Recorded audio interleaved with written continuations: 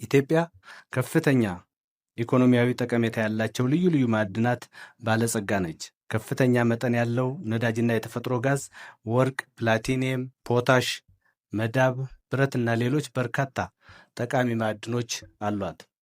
እነዚህ ሀብቶች ኢንቨስትመንትን በስፋት በመሳብ ለሀገራችን ኢኮኖሚና ማህበራዊ እድገት ከፍተኛ አስተዋጽኦ ያበረክታሉ።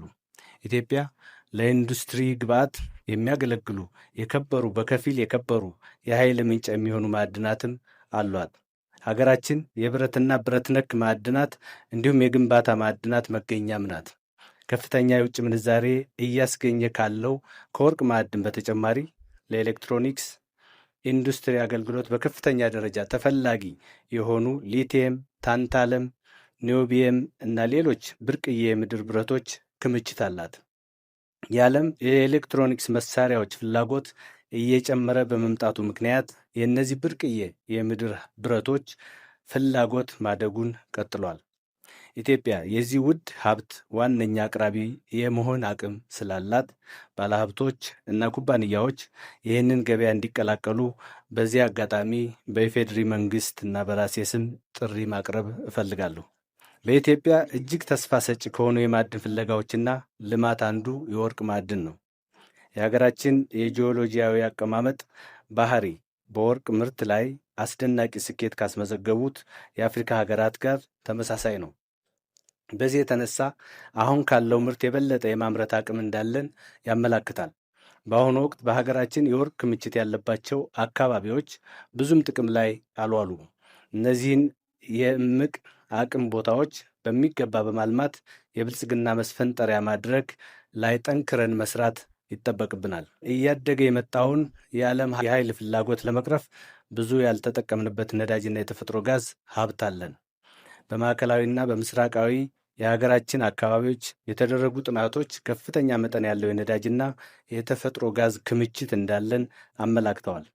እነዚህ ግኝቶች ዓለም አቀፍ ትኩረትንና ኢንቨስትመንትን በመሳባቸው ምክንያት የማዕድናት ፍለጋና ጥናት እንቅስቃሴዎች በሀገራችን ጨምረዋል። ለግብርናው ክፍለ ኢኮኖሚ እድገት ትልቅ አስተዋጽኦ ማበርከት የሚችለው የፖታሽ ማዕድን ኢትዮጵያ እስካሁን በሚገባ ያልተጠቀመችበት ዋና ሀብቷ ነው። በኢትዮጵያ በአፋር ክልል ዝቅተኛ ቦታ በተለምዶ ደናክል ዲፕሬሽን የሚባለው በዓለም ላይ ከፍተኛ የፖታሽ ክምችት ካለባቸው ቦታዎች አንዱ እንደሆነ ይታመናል። ይህ የፖታሽ ማዕድን ለማዳበሪያ ምርት ዋነኛ ግብዓት ከሆኑት መካከል አንዱ ነው። የዚህ ማዕድን ልማት የምግብ ሉዓላዊነታችንን ለማረጋገጥ ለጀመርነው ጉዞ አንድ ፍቱን መድኃኒት ይሆናል ብለን እናምናለን። ኢትዮጵያ እንደ ጂፕሰም፣ ግራናይት፣ የኖራ ድንጋይና እብነ በረድ ያሉ የኢንዱስትሪ ማዕድናት ከፍተኛ ክምችት ያላት ሀገር ናት። እነዚህ ማዕድናት በኮንስትራክሽን ኢንዱስትሪ ውስጥ በሀገር ውስጥም ሆነ በዓለም አቀፍ ደረጃ ወሳኝ ሚና አላቸው። ኢትዮጵያ ባላት ጂኦስትራቴጂያዊ አቀማመጥና የሀብቷ ብዛት በዓለም ዙሪያ የመሠረተ ልማት ዝርጋታዎችን ለመደገፍ የኢንዱስትሪ ማዕድናት ግንባር ቀደም አቅራቢ በመሆን ገና ጥቅም ላይ ያልዋለችውን እምቅ ያልተነካ አቅም እንዳላት ይታመናል። ከዚህም ባሻገር ኢትዮጵያ በምስራቅ አፍሪካ ስምጥ ሸለቆ ስርዓት ውስጥ የምትገኝ በመሆኑ የእሳተ ገሞራ እንቅስቃሴና የቴክቶኒክ እንቅስቃሴ አለባት። እነዚህ ደግሞ በርካታ የጂኦተርማል ኃይል አካባቢዎች ባለቤት እንድትሆን አስችሏታል። እነዚህ ሀብቶች ታሳቢ በማድረግ የኢትዮጵያ መንግስት የማዕድን ዘርፉ ለሀገራችን ኢኮኖሚ እድገትና ለዜጎች ሁለንተናዊ ብልጽግና እንዲውል የሚያስችሉ እርምጃዎችን እየወሰደ ይገኛል። በዚህም የማዕድን ሚኒስቴር ግልጽ የፈቃድ አሰጣጥና ቁጥጥር፣ የኢንቨስትመንት ማበረታቻዎችን ዘርግቷል።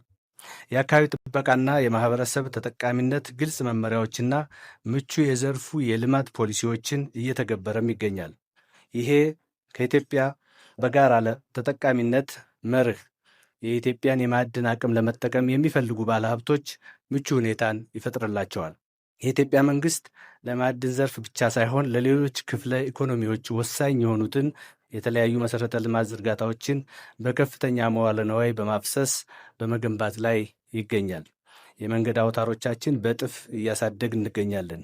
የኃይል አቅርቦታችንንም በታላቁ የህዳሴ ግድብ እና በሌሎች የኃይል አማራጮች አማካኝነት በከፍተኛ ሁኔታ እያሳደግን እንገኛለን።